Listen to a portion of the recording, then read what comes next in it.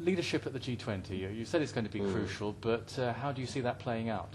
Well, I think that most of the leadership will still come from the major economic players in the world, which will be the United States, it'll be China, and it will almost certainly be most of the countries of the European Union, those in the western part of the European Union. That's where the real leadership is going to come from. My concern is that the United States, on the one hand, is very much focused on its own situation at home. China, of course, is very much focused on its situation at home, and although I think there's some important stimulus which is going to come to the Chinese economy from Chinese deficit spending, it's not entirely clear to me how that's going to help the rest of the global economy. I think China is still thinking in those, we've got to revive China.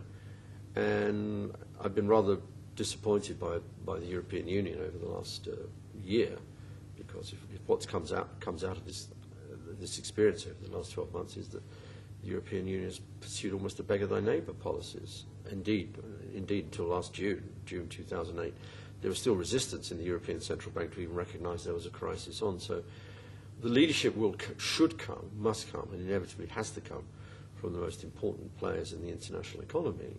However many emerging economies will be, on the other hand, the reality is that each of those has specific problems and limits to what they can actually do.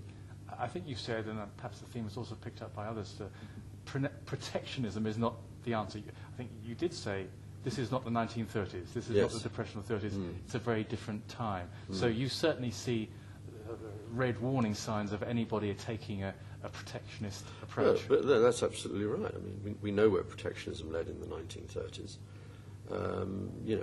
It facilitated and deepened the world depression. As soon as the United States imposed strict tariffs over imported goods, there was retaliation, and one thing led to another. But protectionism now won't take the same form. But you can protect your economies in different ways. You can protect it by subsidizing your industries to the disadvantage of other countries. You can protect by devaluing your currency, which effectively what the British are doing, the British government's doing at the moment, allowing the pound to slide. You can protect by saying we need to defend European industries and make sure that these key technological industries do not go under in the world crisis. So protectionism can take a more subtle form than it did in the 1930s, but it will still end up with the same consequence, namely that national governments will be supporting national economies rather than thinking collectively and globally and internationally. And the tension at the moment is between the realization in a global economy you do require, not just for ethical purposes but for practical reasons, really global answers, but still we live in a world of states with national economies still very much part of the deal, and therein lies the fundamental tension between national interest on the one hand and global necessities on the other. Professor Kwan mentioned combating global climate change as one of his strands, and I think you also looked at that.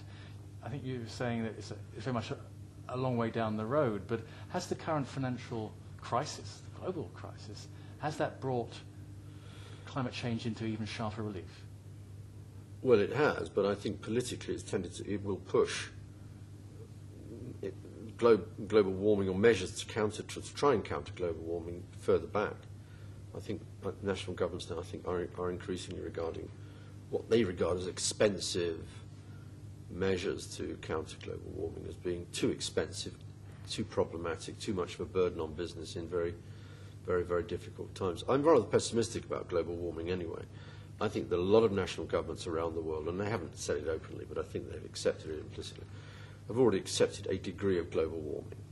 Even if you look under Kyoto, and even if you look under the recent discussions, we're only going to get back to the best we can do is get back to where we were 10 years ago by the year 2020. I think a lot of governments have started to think through the long term, think the unthinkable, that we're going to have to live with some degree of global warming over the next period as well. And I think in this crisis environment, they're more inclined to think in that way. And just, I know I appreciate it's very hard summarising what you would hope for from the G20, but are you feeling optimistic, pessimistic from what they could at least set in process? Well, I think we'll have to, actually, I know this sounds terrible, I think we're actually going to have to wait for the crisis to get worse before we're going to see the necessary measures adopted globally to deal with it.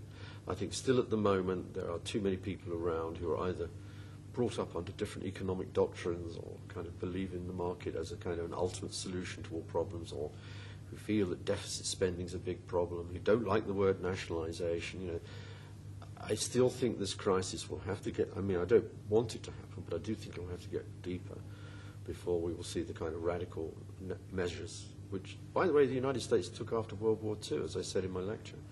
After World War II, confronted with the collapse of the European economies, confronted with serious political threats in Europe, confronted with a real, genuine crisis to the future of stability of world order, the United States took very radical measures. You know, the Marshall Plan was a very radical measure. Creating NATO was a very radical measure. Creating the Bretton Woods systems immediately after World War II was a very radical measure.